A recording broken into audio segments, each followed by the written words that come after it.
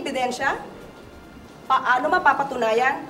Katulad na sinabi ko, hindi tayo pwedeng maniwala sa mga pang-iintriga lamang na walang ebidensya. At ito naman, siguro naman ay natatandaan ninyo, nung panahon ni dating Pangulong Duterte, inamin niya, fiscal pa lang siya, expert na siya sa pag-intriga at pagplanta ng ebidensya. So alam na natin kung saan ang punta nila. Gusto nila ulit makuha ang power, ang authority, ang posisyon. Hindi ba to campaign joke ulit ni dating Pangulong Duterte? Hindi ba tayo nasanay dun sa jet ski promise niya? Na nung naniwala tayo halos sa mga sumuporta sa kanya, tinawag tayong stupid. So pag naniwala ba tayo ulit sa sinasabi niyang ito, baka mapagkamalan niya tayo ulit at tawagin tayong stupid.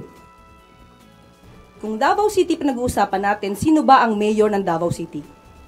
Hindi ba yung anak niya? Si Mayor Baste Duterte. So ang ibig ba sabihin nun, napaka-inefficient ng anak niya? Mr. Marcos is veering towards a dictatorship. Mupusta ko sa inyo, dili na manaog pagkahuman sa iyang termino. Pareha na sa iyang tatay, magkagubot na punta. Ang iyang buhaton, mag-declare na po martial law. Pareho sa iyang papa. Kung pag martial law, why election, siya na po imuilit. Iyang gamiton tong gibuhat sa iyang tatay. Teka lang, baka naguluhan kayo kasi oo, ako naguluhan din ako nagsunod-sunod yung mga soundbites na magkakaiba yung topic. Wait, Yun pong napakinggan yung unang soundbite, yan po ay pahayag ni Undersecretary Claire Castro. Ang sumunod ay yung pahayag naman ni former President Rodrigo Duterte. Na dapat nauna. Ang nauna pong nangyari dyan, yung statement ni PRRD. Pero kasi dahil Bisaya, pagpapaubaya ko na kay naguluhan din ako Pwede ba na? Pero actually, yan sinasabi ni PRRD doon, nung Sabado, nangyari yan sa Mandaue.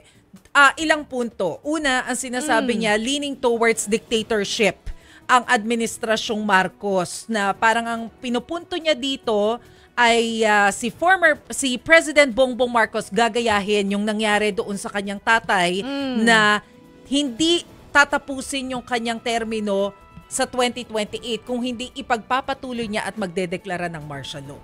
Okay. Yan yung ipinupunto niyang una. Tapos pangalawa, yung sinasabi niya na teka lang tumataas kung kailan nasa administrasyong Marcos bumalik sa mga illegal drugs.